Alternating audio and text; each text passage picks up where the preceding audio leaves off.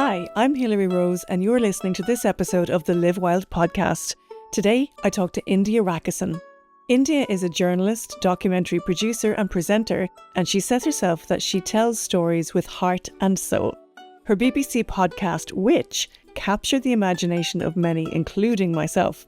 We discuss the making of the podcast, the history of the witch trials, what it means to be a modern-day witch, and how the witch could be present in all of us, should we choose to view it that way. And this goes for like the whole of witchcraft as well, which is a really nice thing to learn. You don't need to spend money like buying a cottage in the countryside and, disappearing there, or going on like holidays to mountains all the time or things like that. You can find like great inspiration and connection with nature in the cracks in the pavement and in the ants on your doorstep, or the pot plants in your house, or a ladybird on your finger, whatever. You can find it there. And also, to be a witch, you don't need to buy all the crystals and a special cauldron and like particular cards and things. If you want to, why not? Absolutely wonderful. That's fine. Think about it ethically though. Just be careful you're getting those crystals. India is so eloquent and so informed, and I loved the podcast so much. It's one of the only ones I recommended to anyone who'd listen to me. So, if you haven't heard it, check it out. It's simply called Witch. Hope you enjoy the show. India Rakusen, thank you so much for joining me this morning. Ooh, thank you for having me. It's so exciting to meet you. Oh, it's I'm so brilliant. Excited. Me too. I've wanted you on the Live Wild podcast after I listened to your podcast, which was Witch. Witch. What a beautiful... Not to be... Sometimes when I say it, I think people are like, Witch? And I think they think of the Consumer Affairs magazine. Oh, no. Didn't spring to mind. So this is a witch, like a, pointy black hat, cackling broomstick vibe. Although there's not much of that in the series, but absolutely. Yeah. Yeah, no, that's when I not hear the Consumer Affairs magazine. Not that one. Not Witch with the with the CH. Not that one. Yeah, because I hear witch and I go, is somebody called me? Yes. Oh, do you feel you are a witch, Hilary? Oh, I don't know. I think most women have that witch in them, or the potential for that witch in them. Yeah. That's what I would think. Well, it's certainly interesting how interchangeable the word witch and woman can be and have been through time. So yeah, maybe there's just a little bit of magic in all of us. I would love to think that. Yeah. I would love to think that. Tell us more a little bit, for those who haven't listened to the podcast, it's available anywhere you get your podcast, but it's made by yourself and BBC. Tell us, how did you come to this project? Because you've got quite a varied background on your website, and I loved it. It said that you tell stories with heart and soul. So what drew you to this one in particular? So this one, it's sort of like an annoying story because it's a little bit of a cliche, but it was definitely during lockdown, and obviously everyone was feeling as weird as heck. But I was like, there was something in me that felt like, I really struggled to put it into words, which is rubbish because it's my job. But I felt like I couldn't express myself, or I wasn't being me on some level. As much as I was in like quite a lucky position in that I sort of enjoyed lockdown. I liked the peace. I was in my flat with my husband, and we'd just been traveling for 6 months before lockdown happened. So it was like, okay, it's all right for us to be at home. And nothing disastrous happened, so we were very lucky. But I still felt a bit removed from my community, removed from the normal patterns and punctuations of life and goings on. And we know it, don't we, that birthdays were different. Funerals didn't happen, and we lost people, and not to COVID, but we did lose people during that time, and not being able to kind of be there and to grieve, or to be small ceremonies. And I was sort of hearing the same from other people, and also the world was just quiet.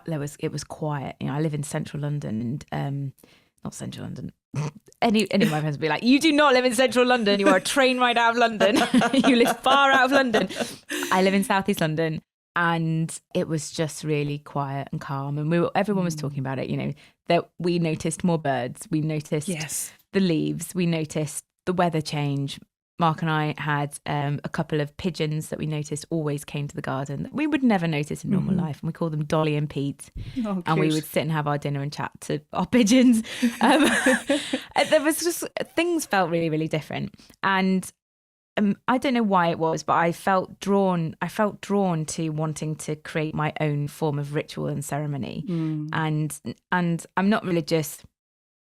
I've been sort of through family and school, sort of in different bits of religion, Judaism and Christianity. But I don't feel at all religious, but I wanted to do something. And I was like, it honestly just felt like this sort of weird surge in me, this kind of overwhelming, I wanted like I remember sort of picturing wanting to bury my hand like deep in the earth and say something out loud. But I was like, I don't know why, and I don't know what I want to say. So how do I figure that out? And then I just started to get interested in witches and I knew there were witches out there. I was like, maybe this is a thing. And started to buy suddenly owned quite a few spell books and I was getting really curious. But I'm a journalist, right? And I do a lot of current affairs and news and things like that. So before just leaping into witchcraft, I was like, maybe I will just explore it first. And so started to make reach out to witches and make phone calls. And I just wanted to ask them about their lives and what was going on. And how do you find a witch when you say you reach out to witches? Yeah.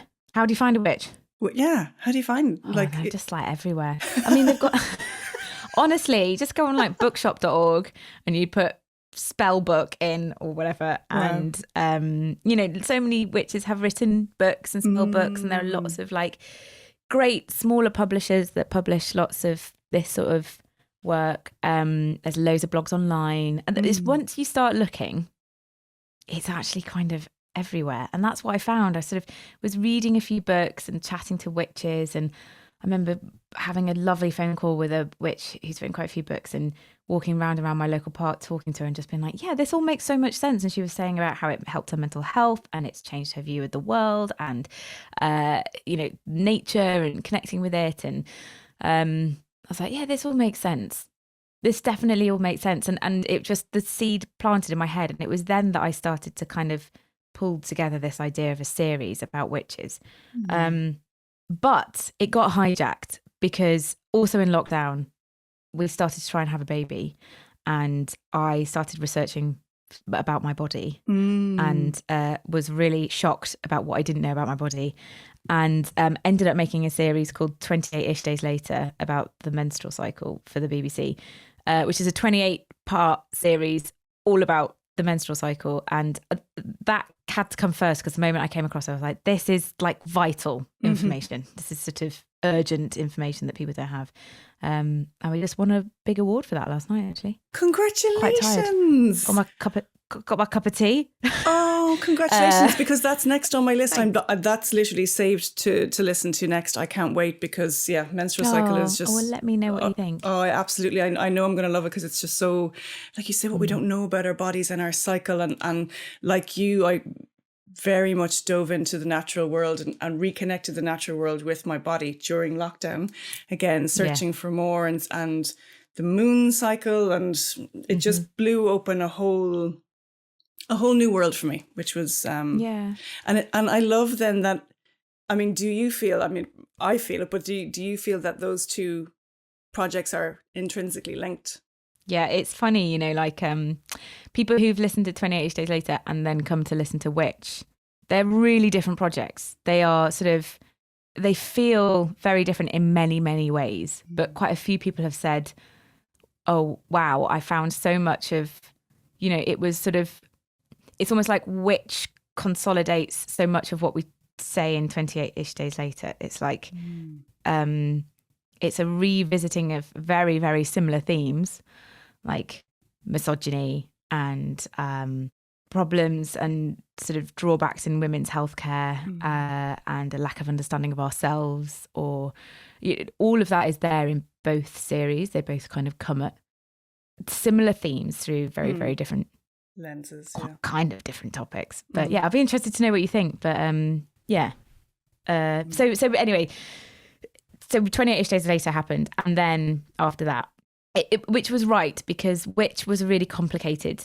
thing. It was like, how do we tell this story? What is this going to look like? How do we, and the best way to tell it was to tell it in a lot of episodes. So I'm so grateful for the BBC for going. I remember when I took it to the exec at Storyglass, where I worked with Alex Hollins, she was like, I think we should do 13 episodes. Loved that. Because it's a great number. And I was like, yeah, okay. And is this 13 half hours? And you're like, okay, so we're actually going to go to Radio 4 and say, hello, please, can you commission 13 half-hour documentaries about the topic of the witch from us? And I mean, hats off to them, because they really got it, which is great.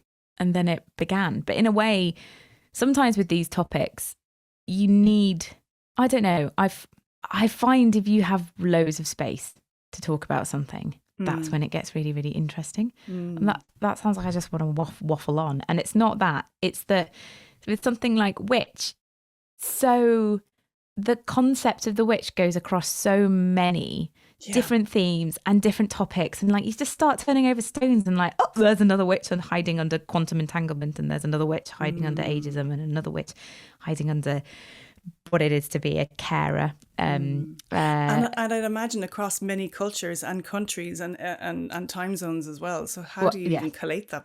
Exactly. It's sort of the dawn of time to now. Yeah. And it's also sort of everywhere in the world. Yes. All at once still, and has a reemergence. So exactly. Yeah. So yeah, it was a big reach, but I'm so pleased that they went, yeah, sure, let's do it. That's my next question. How receptive were, producers at BBC or commissioners to say, okay, all right, it sounds like an unusual topic, but we'll go for it. Like, did they question, Not really. We were really lucky. 28 days later was doing so well. Really, really well. And like changing people's lives. We're getting sort of beautiful daily emails of people saying that they'd finally pushed for referral from their doctor for endometriosis, or, now understood all the hormones that they were being pumped with for IVF, or, it's sort of, it continues to do really, really well. So I think there was quite a lot of trust, but also the commissioner who commissioned 28 days later, and who then commissioned Witch, Rhiannon Roberts, is really, really great. And she's really bold, and she's a very brave commissioner. She likes to commission brave things. But I also think that if we'd come to them and said, we want to do a story about modern witches, 13 and a half episodes about modern witches, it wouldn't have worked. And if we'd said, we want to do 13 and a half hours on the history of witchcraft, that wouldn't have worked. Because there's quite a lot out there. Or we wanted to do 13 and a half hours on the witch hunts or the witch trials. Again, I don't think that would have worked. But what we wanted to do was just dissect the word and its meaning now through through a historical lens. And I think because that takes us down some really sideways looks at the world, it made sense. Every episode, they're all about witches, but every episode is about something really, really different in a way. I think. I don't know what you think, but I feel like it's sort of all the same, but each episode's really different. Completely different. I mean, you have the talk about the witch trials, which, I knew a little bit about, but not a lot, about the Scottish witch trials and particularly the German witch trials. It just seemed, it was a brutal time.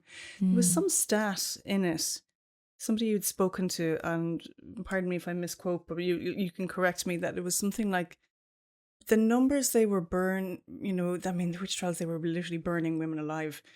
And they hanged them first. Oh. Sorry.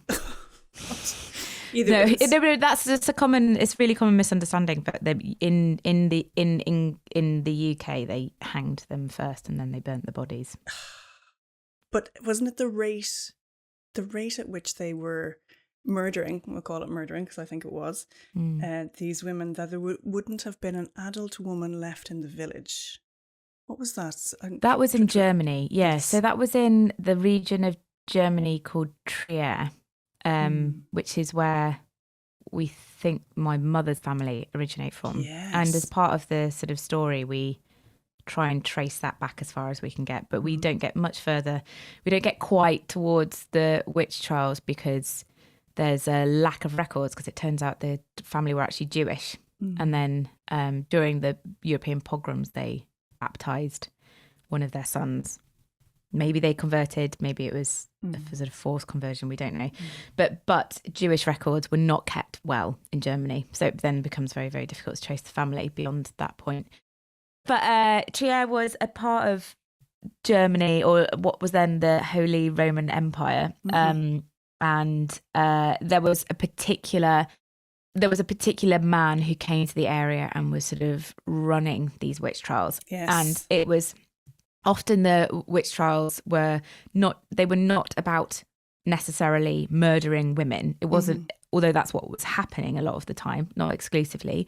It wasn't necessarily about that. It was kind of a conflation of a war on heretics, Jews, and sort of anybody in society that sort of seemed problematic, but also like territory to territory within boundaries, countries or principalities or areas would become almost sort of competitive. It was like who was cleaning their house better of sin, and sort of the level of your witch trials in some ways could demonstrate that you really had a control of sin in your area.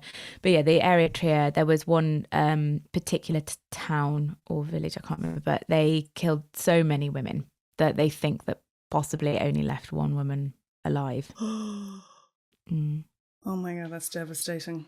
It is really, really, I mean, it's just harrowing, isn't it, to think of it. And, you know, there are some brilliant, really brilliant campaigns going on at the moment, to like the Witches of Scotland campaign, and there is a big campaign in Germany to have like a full and proper pardon and to really fully acknowledge this part of history. You could say, well, it was centuries and centuries ago and it's got really nothing to do with our time now, but it's a precedent though. Yeah, it's you know, it's got ripple effects. It's got it still impacts the way that we think about things today.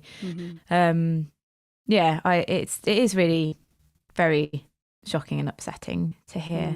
But there's a brilliant book called The Mercies by Kieran Millward Hargrave, and that is, I mean, it's just amazing. It's kind of inspired by very real events that happened in Vardø in Norway, where there was only a town of women because the men were killed in a storm, and this guy comes in from somewhere else in Norway, or maybe he comes all the way from England, I think. He's a witch hunter and he just sort of rains hell down on this town.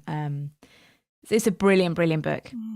But there's a lot to learn, isn't there, about the ease of, you know, maybe we think we are impervious to this kind of thinking now, but the ease to which people can be persuaded of a way of thinking. Absolutely. That there is a witch Absolutely. Is a really important thing to remember.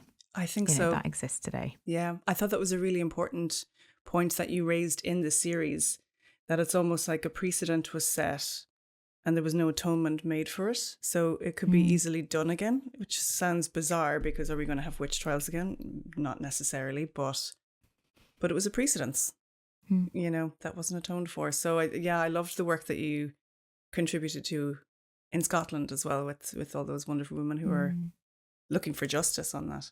Yeah. When you looked into the history in Germany and in the town Trier, had you joined the dots to your own family line prior to the series, or was it something you discovered during the series? Yeah, well, I just remember reading a book about the witch trials and seeing the name come up and how, to the scale to which the witch trials had taken place there. And it was like shivers down my spine. You know, we'd been, I can't remember how many years ago, for my mum's birthday, we took her to Trier.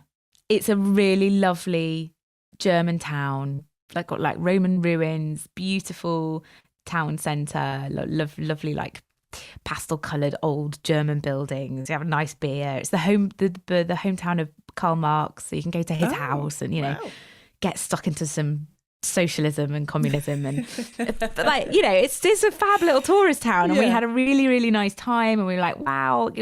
Always in family, the family story is that we originate from Trier. That's the name. So we just went. We had a really, really nice time. Didn't think nothing there about. We didn't see anything about. Maybe there is, but we didn't see anything about witches or people. Sorry, we didn't see anything about people killed as witches.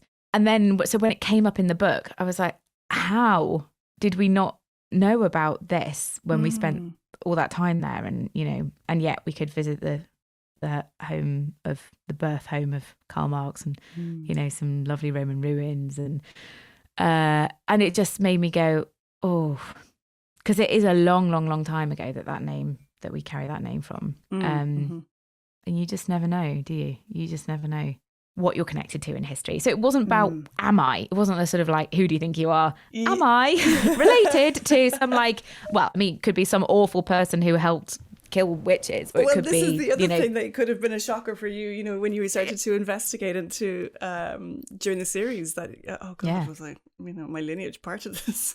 Well, yeah, and that's it. That's the thing, isn't it? We don't really know what our lineage is, and we don't know what we're part of. And I suppose we like to think that we come from, do we prefer to think we come from a line of victims or benevolence, whereas actually, so many people were involved in killing people in the witch trials. This was a communal crime.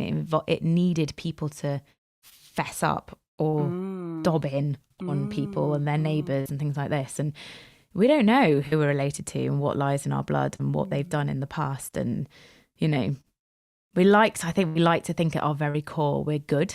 I would, but who knows what is bubbling under there. So yeah, could have gone either way. Maybe best not to find out. Yeah, exactly. What does we talked about it earlier on very briefly, but what does the word witch mean to you particularly? If I hear the word now, I just feel such fondness.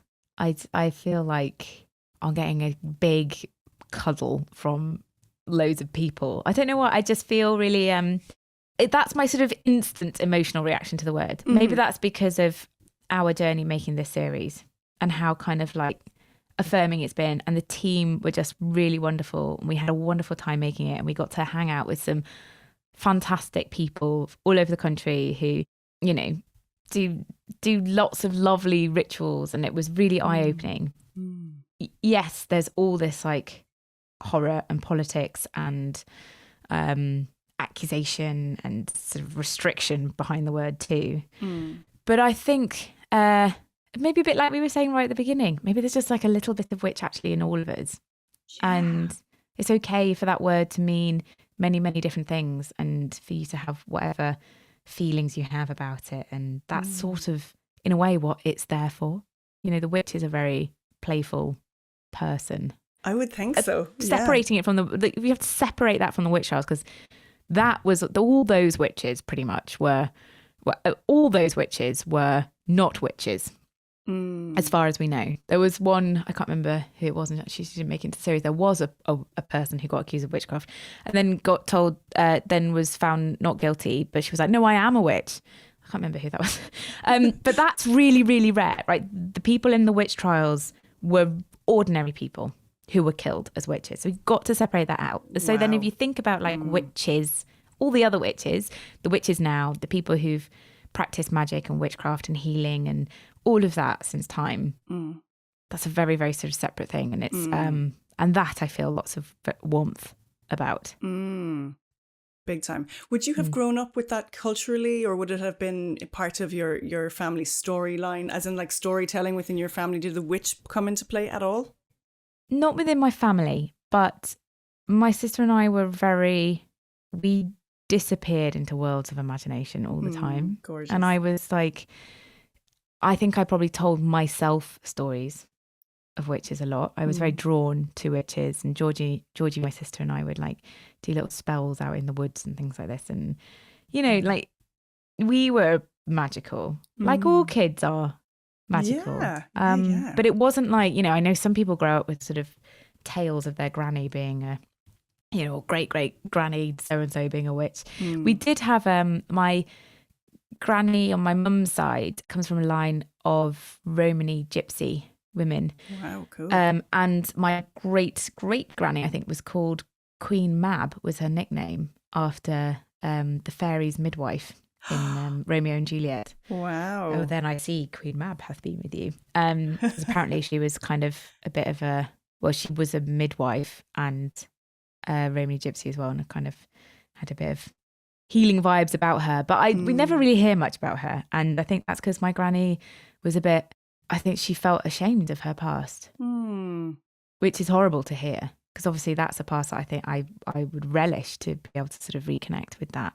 But this is, it's an example of how society stamps out alternative thinking or different cultures and minority cultures. And there's this sort of real push to conform, to sort of homogenize culture. Often, certainly in the past.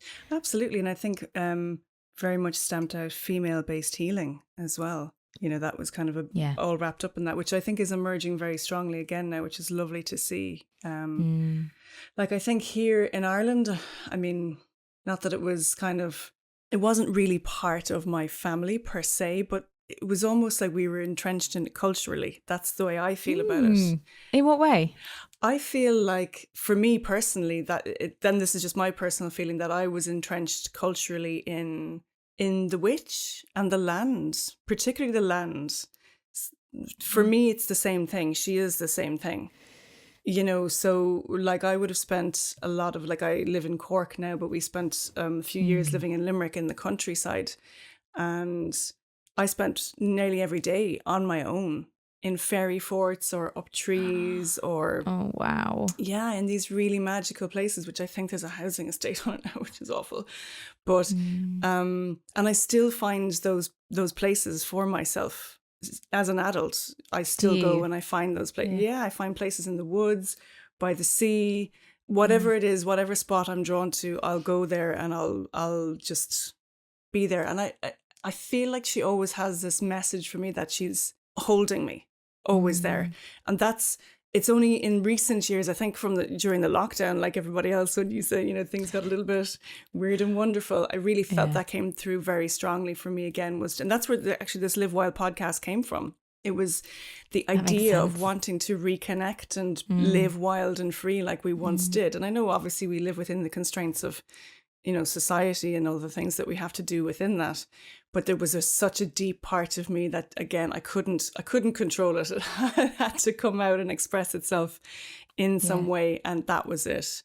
And it was about this deep reconnection to the land and what it meant to me as a child, what I understood it was as a child, and what it came back as now as an adult, which is really beautiful. That's really gorgeous. And what do you do when you find those?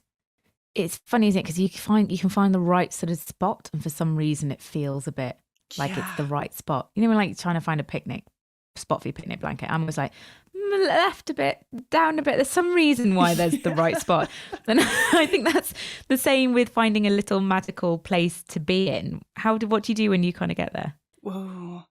I think I always say, just follow the golden thread. Just follow whatever sparkles to you, So like I went walking in the woods yesterday and it's a woods I know really, really well, but I was like, which direction will I go? Kind of being playful with myself on my own. I'll just follow whatever. So whatever path kind of glistened to me more was the one I followed.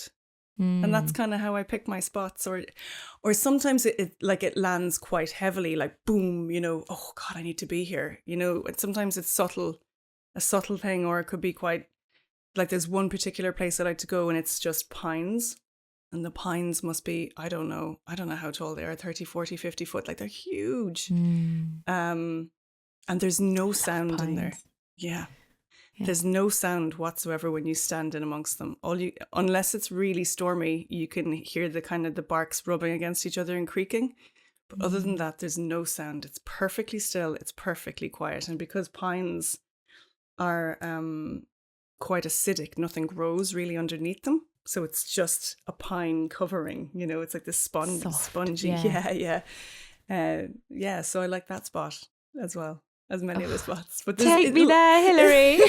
You can come visit. Take me there. They all have different qualities to them, that just like, I don't know, zing in some part of my body that I go, oh yeah, I want to be there now, and then I'll go there. Isn't there some sort of special chemical that comes out of pine as well? Like after, there's something, I can't remember what this is off the top of my head, but there's a sap that comes out of some of them. I can't remember off the top of my head either what it is, but there's a sap that it's a resin. When it comes out, you can actually use it as perfume, and it smells amazing. Hang on, let me just Google it, because there is something about like pine affecting mind, hippocampal memory enhancing activity of pine needles. Pine needle extract. What did they find? I don't know, I'm just starting to read something on the National Library of Medicine. We probably don't have time for this, but we'll come back to it though. That's another this is my series. life. I'm like, I'm sure there's some sort of chemical that I can't. Listeners will have to go look it up for themselves, because we don't have time right now. But there's also what I loved in the series is that nature features so heavily through the whole thing, but in the second episode we kind of get really quickly deep into it, because it seems to be very instrumental to what it is to be a witch now. And we have the brilliant writer on, Lucy Jones, who's a science writer, and she's talking about the sort of very real bodily and sort of mental effects of the earth, of nature, beyond kind of like, we know going for a walk is good for you and having daylight is nice. Yes. And it's things like petrichor, which is the scent that is released from the earth after the rain, and its impact like has an actual measurable chemical impact on us and our minds and how we feel on the body. And then I loved what she talked about some research that's happening in a lab in the States into awe. And the feeling of awe, A-W-A-E, so feeling in awe of something. So like a massive mountain or a waterfall, or just like a very small, beautiful conker or something. Like if you feel awe, that has, again, really measurable effects on your well-being and your happiness. Also how kind you are to others, which I found really interesting. Wow. It made me feel, I remember telling my partner Mark this, and he was like, maybe that kind of explains a lot about pilgrimages. So, if you go somewhere and then you see something really like magnificent, or you go on a massive journey to a really special thing and you feel awe, it fills you not only with good feeling, but it also makes you kinder, more receptive, compassionate towards others. And I thought it was so interesting. That's not at all to undermine anyone's religious pilgrimages. I'm not saying that that's what they're about, but there can be coexisting things going on, can't there? Yeah, that's kind of unspoken. That's like almost like the Japanese practice of forest bathing as well. Yeah. Where it's like, and that's just an ion thing, so negative and positive ions. So like we would be full of, isn't it positive ions that we are full of if we're kind of around electronics and everything, and then when you go into the forest, it neutralizes all that, and it's almost like just taking the charge out of you. All this, and that's what forest bathing do. What do they call it again? What does the Japanese call forest bathing? I wrote a blog on it, and I can't remember. It's shamefully. Hang on, forest. It's not shameful. I write lots of stuff and can't remember anything. Forest bathing, Shinrin, isn't that forest bathing? Japan. Yeah, Shinrin-yoku. Okay, yeah, that's it. So it's taking a bath in the forest. Shinrin-yoku. Yeah, it's such a lovely idea, isn't it? It's just kind of. Do you know what? As well, I think that was important in the series is that it makes me. What's been helpful about making it is I live in London. I grew up in Yorkshire and in the countryside, and loved it. And we spent all our holidays like in Scotland and on the west coast of Scotland, things like that. I'm really drawn to big nature.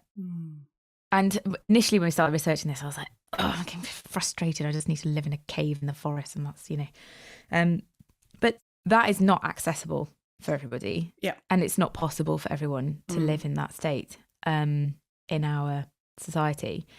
And it was good just talking to loads of witches who live in cities as well as the countryside, but also learning about the really small ways in which we can, you don't have to. I think there's a real temptation when we talk about well-being generally and wellness and things to kind of it feels like it's always about optimization, and that really frustrates me. You know, like if you eat this, there's some evidence that your brain might do this better. And everyone's like, oh God, I must eat these weird sprouts. And sort of, panicking over it. And that's fine. And there's a dollarization about that too, let's be frank. Massive. There is a dollarization. And that's the thing, is like, you shouldn't need to spend, and this goes for like the whole of witchcraft as well, which is a really nice thing to learn. You don't need to spend money like buying a cottage in the countryside and disappearing there, or going on like holidays to mountains all the time or things like that. You can find like great inspiration and connection with nature in the cracks in the pavement and in the ants on your doorstep, or the pot plants in your house, or a ladybird on your finger, whatever. You can find it there. And also, to be a witch, you don't need to buy all the crystals and a special cauldron and like particular cards and things. If you want to, why not? Absolutely wonderful. That's fine. Think about it ethically, though. Just be careful you're getting those crystals. But Alice Tarbuck, a really lovely writer and witch in the series, made a really good point. She was like, a stone does the same. Like, you can just, like a pebble that you've found somewhere that means something to you, or like a lovely conker. Okay, I feel like I've said conker too many times, but it's because autumn is really my season. And they're everywhere. They're gorgeous. They're everywhere. I actually played conkers this morning with my son before school. I did. You didn't? I did. Oh, I can't wait till my son's big enough to play conkers. Yeah. He'd miss all the time now. It'd be too frustrating. Well, I got slapped in the leg with a conker this morning.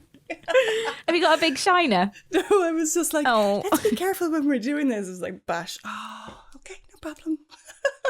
But yeah, it's that season of conkers. It's gorgeous. Exactly. It's lovely. And it's just all those things I really loved about it. It's like, it's just small things that can help you feel. You don't have to quit everything and rewrite your life to find solace in places. I agree. And I think for me, that came with a ritual as well. I think with a lot of these things, people, and again, it's about kind of dollarization or making this ritual a big thing, but it doesn't necessarily have to be a big thing. A ritual can be literally, stepping out on your lawn in your bare feet in the morning while you have a cup of tea, simple things like that. Or if you're living in the city, like you said, just to put intention and to notice a tree passing by or whatever it might be. Imagine noticing a tree passing by.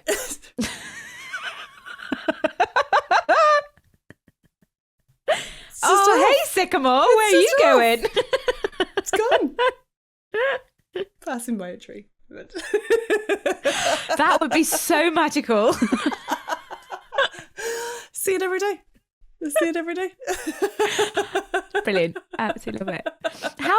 I'm getting the vibe here. You were quite witchy. What does it mean to you, witch? There's a lovely book. Hang on, do I have it here? Got quite a lot of books. Oh yeah, The Hedgerow Apothecary. Oh, it's really lovely. I don't have that one. By Christine Iverson, and it's all basically like, what's this? A slow gin? Okay, good. We'll take that. Yeah, slow gin. Tick number one recipe. Yes. This I love. I actually make this all the time. This is wartime rose hip syrup.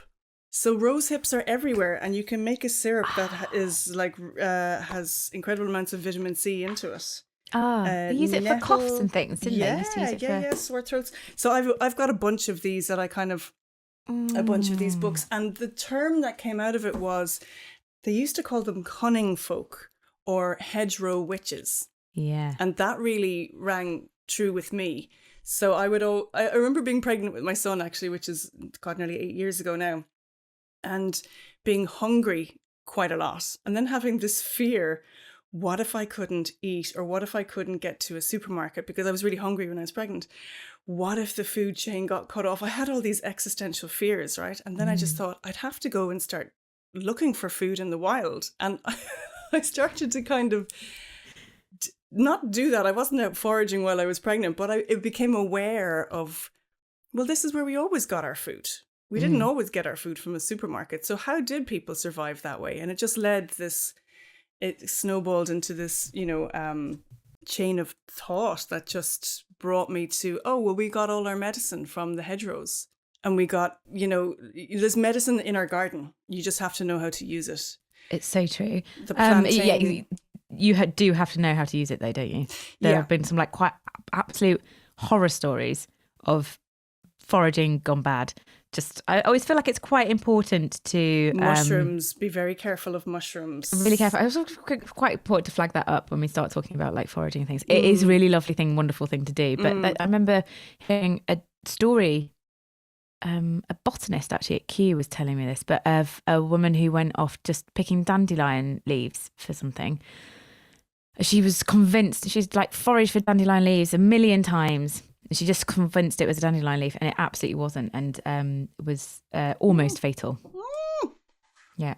Wow, because there's another one as well that's very common everywhere, particularly in Ireland, around watery ditches. And even the tiniest bit of a leaf would kill you. What's it called? But it'll give you burns as well. The sap will burn your hands and stuff. Yeah. So it's quite potent. But yeah, I agree. Yeah, foraging is wonderful, but you need to know what you're doing. Don't just get into a goat position and eat everything in your path. Rule number 1 of foraging. I would triple check, and I would, with mushrooms in particular, quadruple check. Yeah, absolutely. I made a mistake with a mushroom. Oh, did you? How was it? I did. It was very painful. Oh no. Hey, if you're enjoying this episode and you'd like to show your support, if you like, you can buy us a coffee using the Buy Me a Coffee app or online at buymeacoffee.com/livewildpodcast, or just click the link in our show notes, it will take you there. Alternatively, you can also donate crypto to the show using the BitDonate app or at bitdonate.com and search for Live Wild, or just follow the link in the show notes. Either or both those donations really help us make the best show possible. And as always, you can like, subscribe, and share the show with your mates or on social media. Thank you so much for your help. So I ate this mushroom called shaggy ink cap. Shaggy ink cap? It was a shaggy ink cap. And it was this was a couple of years ago, and it was a really tasty mushroom. It was delicious. You have to eat them very quickly because they actually start melting, and eventually they'll turn into ink. They were actually used for ink. But before it starts to deteriorate, it is actually a really tasty mushroom. So then, but the local name for it is called Tippler's Bane.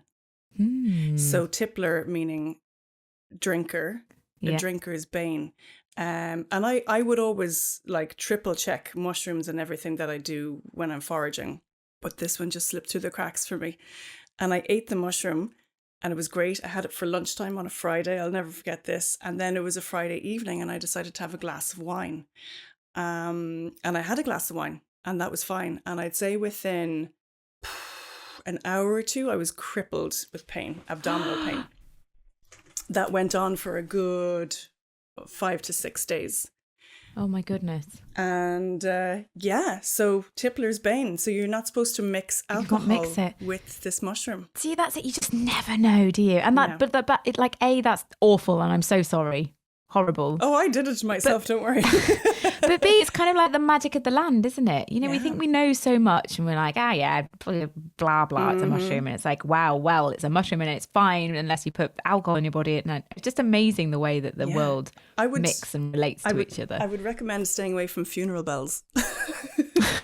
But they don't sound good. Yeah, no, funeral bells are the ones that will kill you. So that's why this is actually really nice because it brings you back to like the folklore of why everything was named a certain way and their understanding of how everything worked, herbs, mushrooms, everything that was medicinal or otherwise. Yeah. Funeral bells will kill you. So yeah.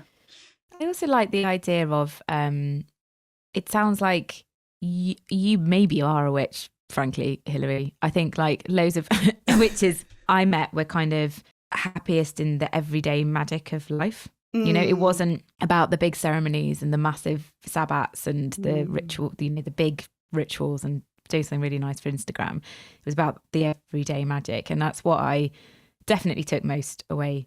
Well, no, not most, but like one of the things I really took away from the series and kind of looking at where magic is in your life. So I have it in, I like cooking. I'm not a great cook, but I'm the sort of person, I'm the one in the house who makes like pots of things, you know, like a massive lasagna, or I love making soup, things like that.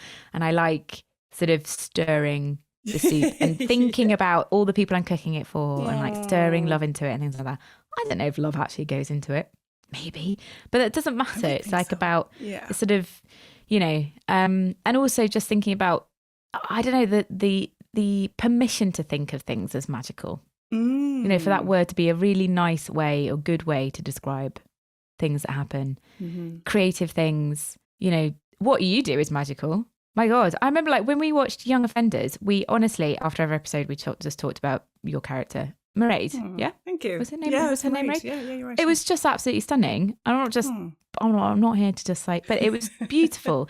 But that is magic, isn't it? It's the magic of kind of creating a whole character. Or the smoke and mirrors of TV. I was going to say out of thin air, like you created her completely yourself. But which obviously you did, but there was a script as well. But yeah, just creating that and like living and breathing it and bringing it to a screen and making people believe and cry and feel. And, you know, that's a really magical thing. That's actually part of ritual as well. That's what you see when you go to church. It's what you see if you partake in a ritual. It's a reenactment of something. Not that I'm saying that what I did was religious or anything. It's not at all. But it's the same when you see like barristers or you know in a court of law or whatever. It's the same thing. You know, it's like it's a reenactment of something.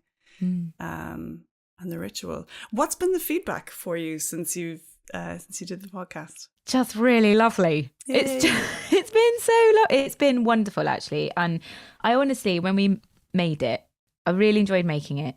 All the way through, I was having a constant existential crisis about what on earth we had made, because it was sort of, it's not like it is a narrative series in that it's got a narrative flow to it. You start in one place. By the end of the series, you feel hopefully something quite different from the beginning.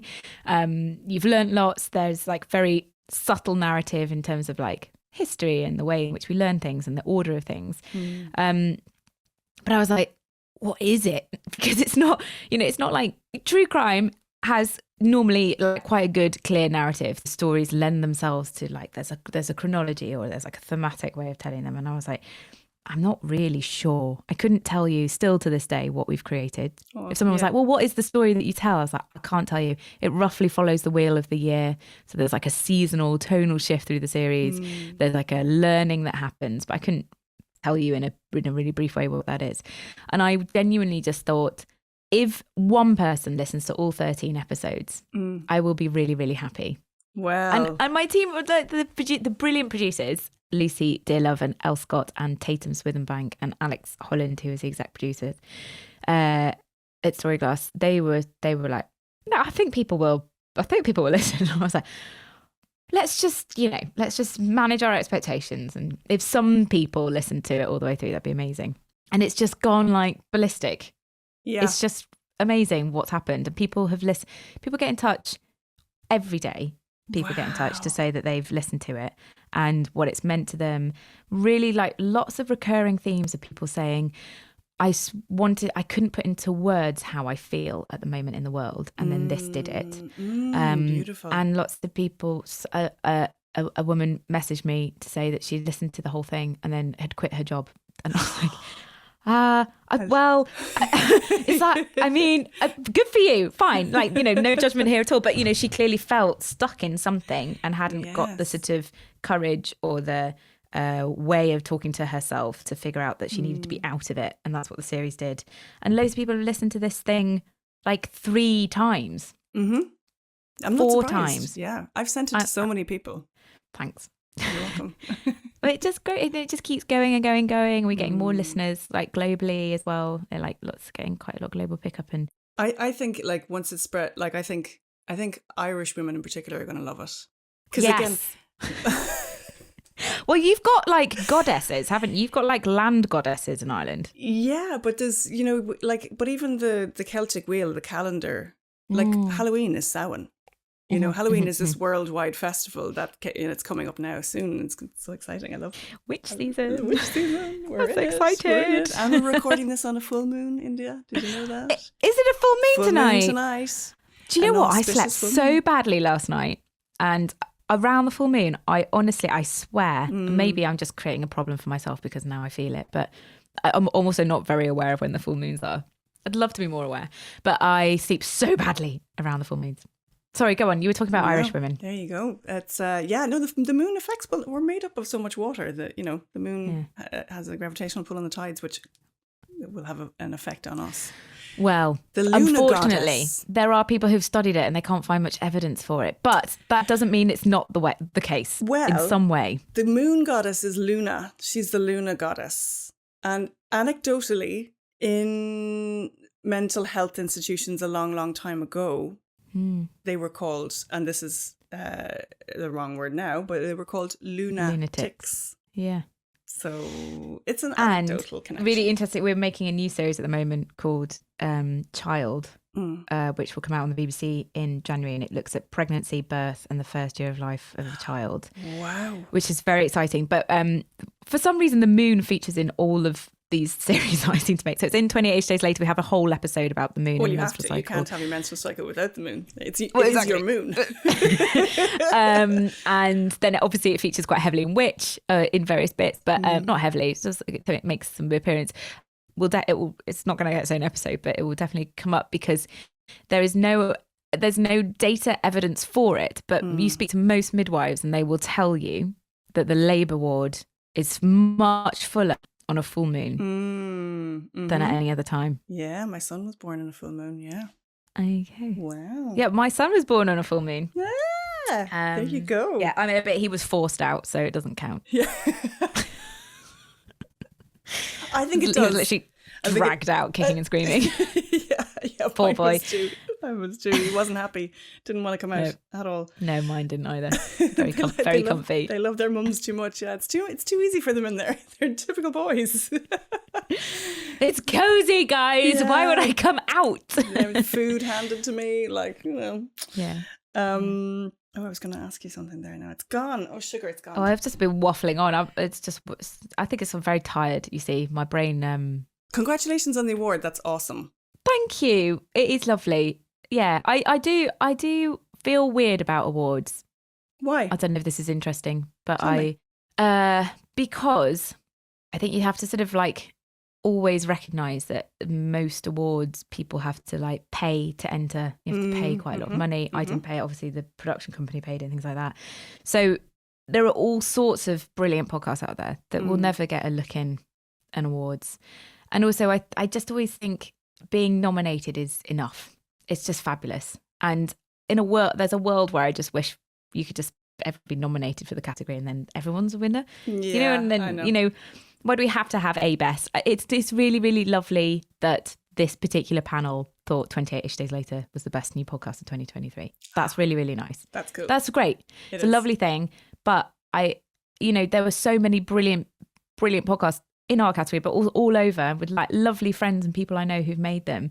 And, being nominated for this big thing and then not getting bronze, silver or gold or, not getting gold, whatever, and feeling deflated and just kind of being I've been nominated many times for my work and not won. So I know the feeling. Yes, and it's too. We can't lean on these things called awards to validate what we do. You've got to know in your heart of heart that the thing that you've done is great. And you've got to look at the feedback around you or the impact it's made, even if it was just to you or people who are on your show or whatever it is that you do.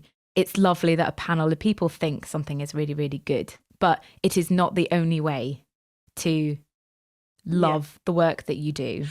I agree. I mean, I'm in a similar situation. I've been award nominated, but I haven't. I always say I've been always the bridesmaid, never the bride. Yeah, there you go.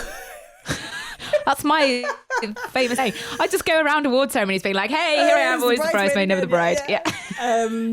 But and I agree with you. I think you can buy into it's not your own hype, it's the hype. You can buy into that hype and you can tie your validation to your work and your self-worth with that, or you can step away from that and go, no, actually, I really, really, really loved working on this project. I poured my heart and soul into it and I'm happy to present it to the world, and leave it at that. And that's the way I try to approach everything now, is this I'm happy to do it. I'm not doing it for another reason or for more validation. It's maybe it's an age thing. I don't know. Well, maybe, but Yeah, there is something you just have to kind of recognise that it's wonderful these awards exist in all industries, pretty much. I can't imagine an industry where there isn't an award of some sort available, to recognise the work that's gone in. And that is wonderful. But at the end of the day, it sometimes leaves people feeling like they lost when everyone has won by being part of that. But so to even get the programming made is a win. Because we know how much it goes into it. To get the commission is a win. Yeah. To get out of bed, record it yourself, cut it yourself, get it online. That's a win. It's a win. It's great. And there's so much bloody content out there now anyway. It's like, how can anyone ever really decipher what is better than anything else? And it's extremely subjective. And, absolutely. So yes, it's really, really lovely. But I don't know, I just think it's important, isn't it, to just remind everyone that they are so far from the be all and end all. And the impact and the importance or the joy or the fun or the wonder of something doth not within an award lie. But the joy for me, the joy is in making it. I shouldn't say this, but some of the TV shows, oh God, I've just said it. Some of the TV shows that I watch or that I make, I don't watch. Yeah. I don't feel the need to. And it's not out of disrespect. It's just like, no, I really enjoyed the process of making it. And that's what my process is. Yeah. Agree. I don't listen to, I listen when the sort of narrative podcasts I have to listen back to because we have to finish them. But I also I do presenting on the World Service and things like that. And I love interviewing those people and things like that and writing the script and listening to the clips and stuff. But I don't often get the chance to listen to the full final piece. And that's okay because I just love the process. That's where the joy is. The creative process, and that's what you're there for, not to listen back to your own voice waffling on. No, exactly. Yeah, exactly. I agree. Not about your waffling voice. Oh, it's such a waffle though. What would you give me out of 10 for waffle, Hilary? Come on, out of 10. I think you make good waffles. Can I put that as a quote somewhere? Yes. We can have the Waffle Awards and then we can award people for their waffle and everyone can feel like a loser for not waffling properly because only one person wins the Waffle Award. I just don't know what that would say about any of us. The joy of making things. So actually, how important was it for you to have your producer, one of your producers who was a witch, and to have kind of witchy people on the team? Really important. Yeah, really important because it's a bit like it's not a religion being a witch, but being Wiccan is a religion. That's a recognised pagan religion, and that is a form of witchcraft. It would be like, I've got to be careful because I don't want to compare it to religion, both for the sake of witches and for people who are religious, because they don't compare.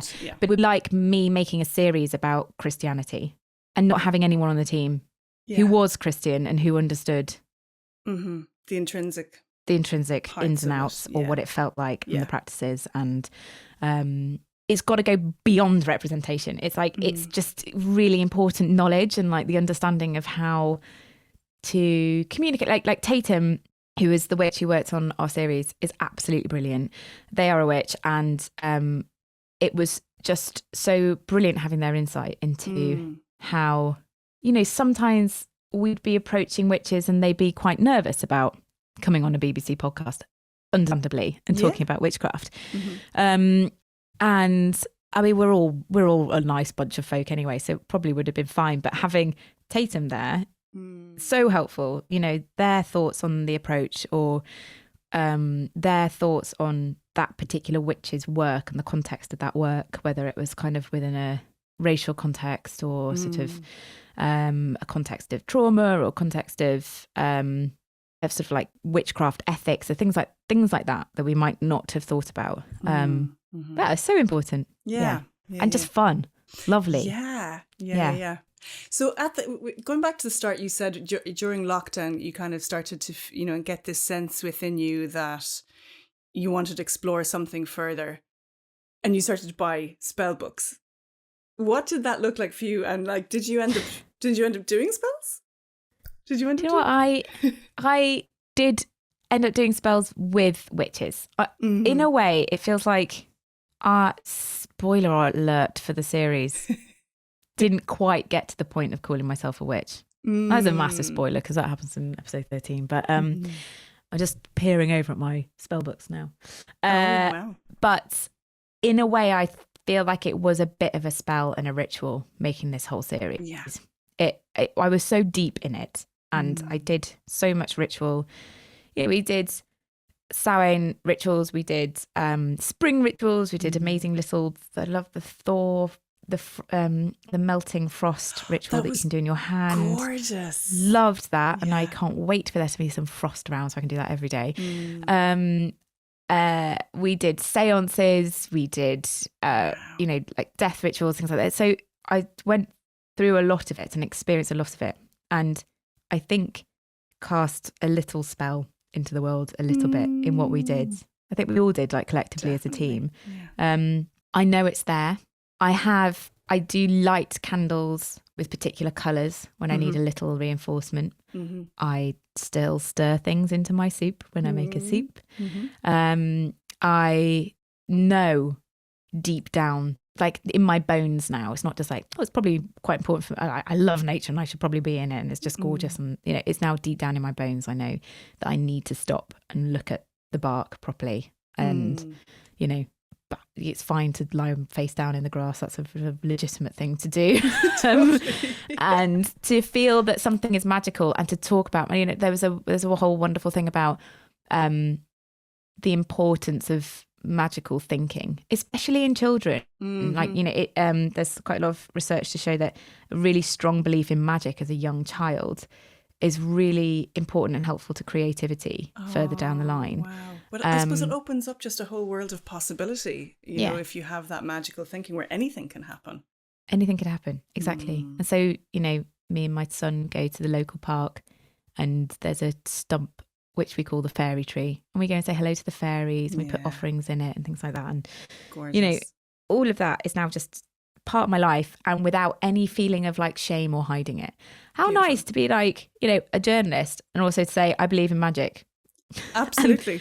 and to say like, but that's okay because like I've got a whole pile of research behind me to show that is a good thing. Just check this out if you don't believe me. So.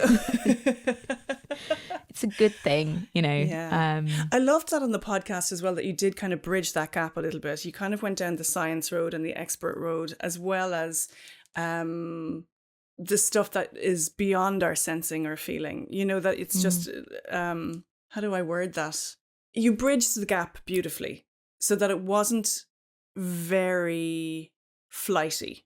It felt more grounded and it felt, how do you do that?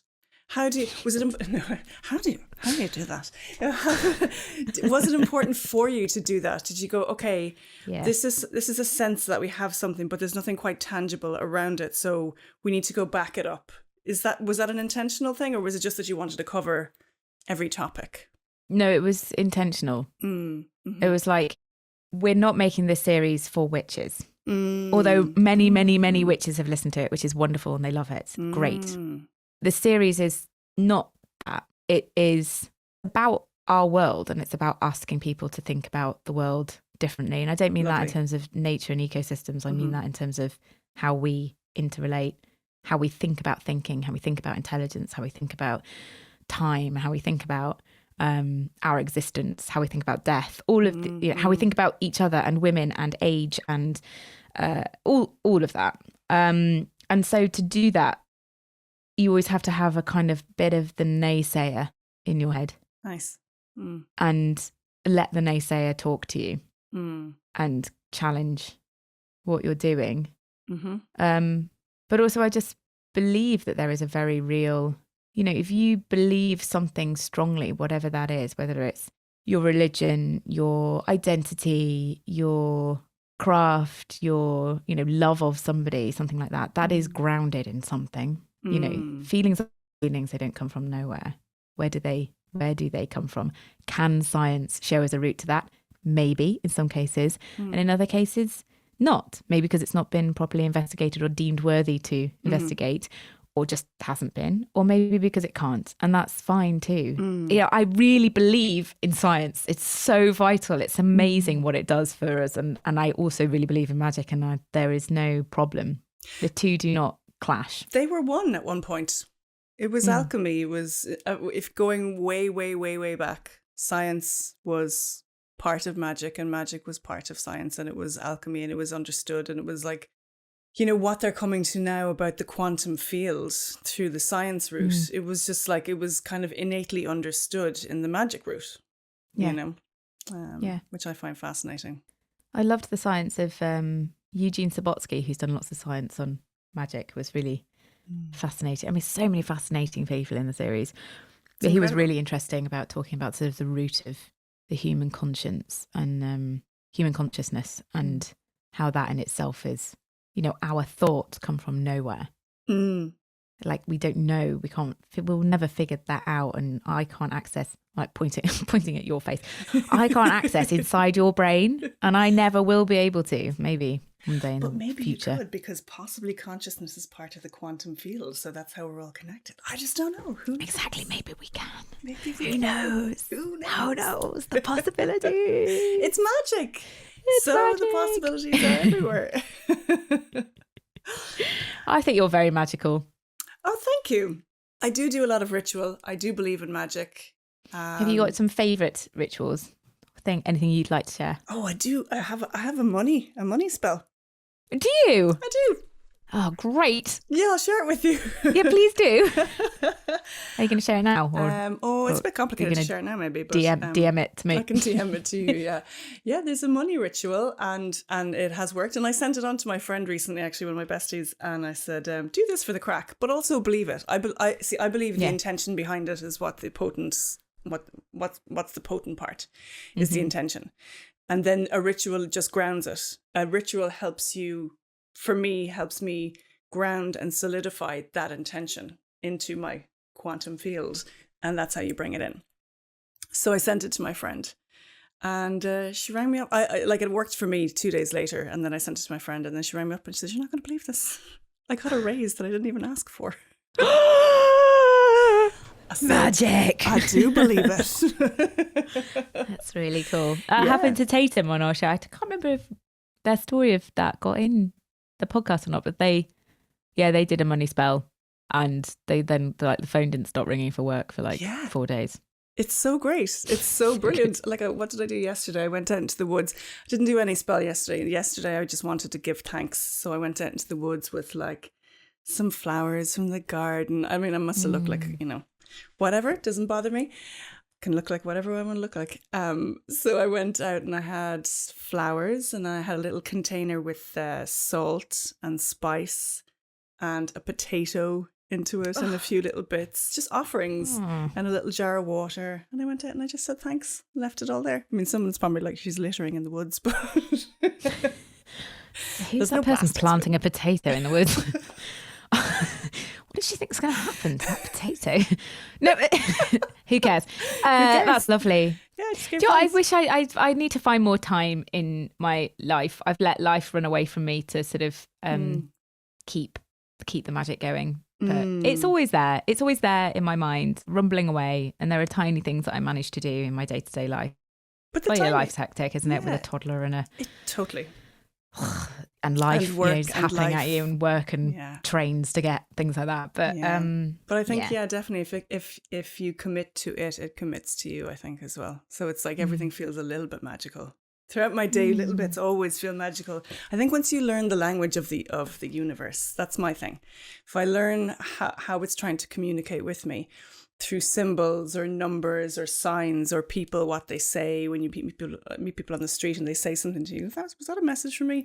Then once you can decipher that language, it speaks to you every single day. That's been my experience. I do love as well. Have you read Hamnet? Hamnet, not Hamlet. I was like, no, I haven't. No, I've read Hamlet. The Maggie O'Farrell book. No. Another wonderful, subtly witchy book. Oh. The Mercies is not subtly witchy. It is full on up the witch hunts. But Hamnet by Maggie O'Farrell is a phenomenal piece of literature. It's absolutely stunning, extremely heartbreaking. It's about the wife of William Shakespeare, but it's very magical and gorgeous. And lots of what you're saying, I'm like, I think you would like this. Oh, okay. I must check that out. Thank you. It's a really, really fab book. So we have Samhain upon us. I will let you go. Sorry, I know you're like up as you're waffling, but I want to ask you what you're going to do for Samhain. What happens in Ireland? Halloween. Samhain is huge. So I've already bought everything to decorate my house. Just somebody was selling a plastic pumpkin for €55. I'm not going to name the shop. Do it. Is it the same size as a normal pumpkin? No, it's like a quarter of the size. What is €55? You've just made the shape of the size of a grapefruit. This blew my mind. I was like, no, we've gone too far. No, we've gone too far. You can get I got lovely velvet pumpkins and I got little things. So I'm going to decorate the whole house. We're going to go trick-or-treating with the kids around the neighborhood. We always have a little Halloween party. Just get dressed up. I might dress up as a witch this year. You never know. Yeah, lovely. I might do a full-on pointy hat witch. I might do the whole thing. Oh, yeah. Big pointy hat one. I used to do, that's all I was as a kid, was a witch every Halloween. Every single Halloween. I remember making it out of wallpaper and stapling it and sellotaping it and painting it black. So I might do it this year in honour of our chat. Yeah, what about why you? not? I'm hoping to do a silent supper, which is where you sort of honour the dead. With some friends, everyone will invite. I'll invite some friends, and everybody will bring also to the table somebody they want to talk about who's dead, and we'll lay a place for them and sort of talk about them, and it would just be like fun and open, and so I'm going to do that probably in the weekend before Halloween. Lovely, because in Ireland it's called the month of the Holy Souls for Catholics. The month of the...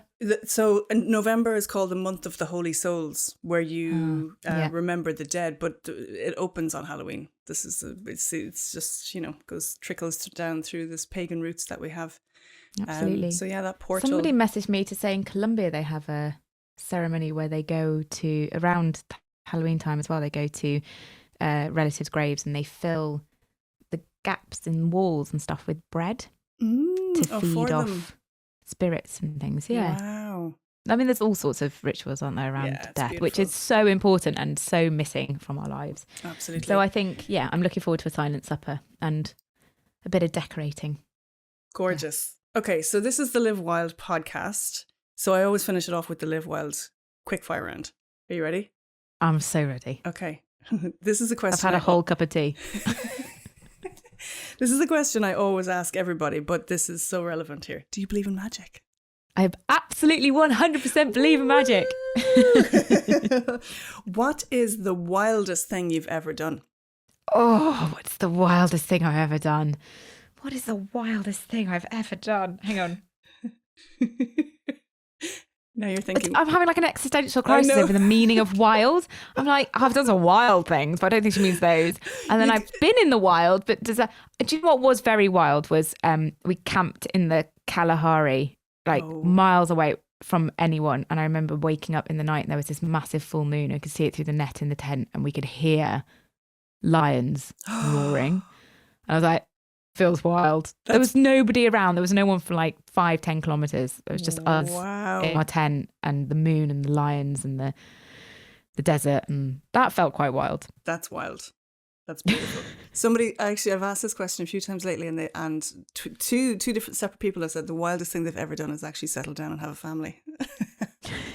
And I went, that's so true. That's the biggest adventure, Yeah, birth. The process of birth is wild. That's wild. Yeah.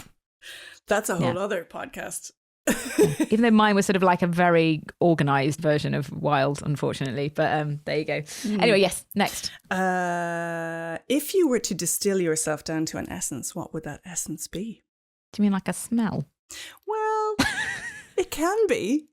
People have given very, very different answers. Essence. Is chaos an essence? Good. Okay. Somebody said cheese once, so anything goes. Cheese. Maybe like quite a spicy ginger biscuit. A spicy ginger biscuit. I love it. Dip it in your tea. What do you stand for, India? What do I stand for? I really believe, and maybe it's because I do maybe this is why I do what I do. I believe that everybody has a story and everybody's life is important and their experience is important, and understanding those experiences and spending time with them are important. I think it's very easy for us to kind of find false hierarchies in a room or a situation. And I don't just mean power or money or whatever.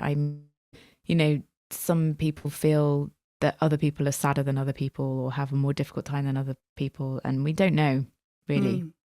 So we to can't remove measure judgment, these. really. Removing judgment and just always being open to everybody's experience. Wow, that's really lovely. What is the one thing that you do every day that helps you live wild and free? I just really need a wee right now. So I was going to say, I have a good wee. I empty my bladder and that enables me to live wild and free. What do I do every day that enables me to live wild and free? I pour love into my home, my immediate family. And love is a really important thing in our house, to say it and to feel it, and it's not always, joy. Sometimes things are difficult. Sometimes we argue. Sometimes it's so annoying. But just to remember, to cultivate love. Beautiful. Beautiful. Thank you so much for joining me on the Live Well podcast. Thank you for having me, Hilary. It's been wonderful. It's really lovely to talk to you. It's been gorgeous. Thank you. Thank you. Thank you for being here. We hope you enjoyed listening as much as we enjoyed making these episodes. Thank you, as always, to our amazing guests. A special thank you to Aoife McNamara, my co-producer extraordinaire from Imagine Media. Please like, share, subscribe and rate us. It all really helps. And remember, this content is for education and entertainment purposes. In short, it's not gospel. I always say, take what resonates with you and leave the rest. Always question everything and do your own research.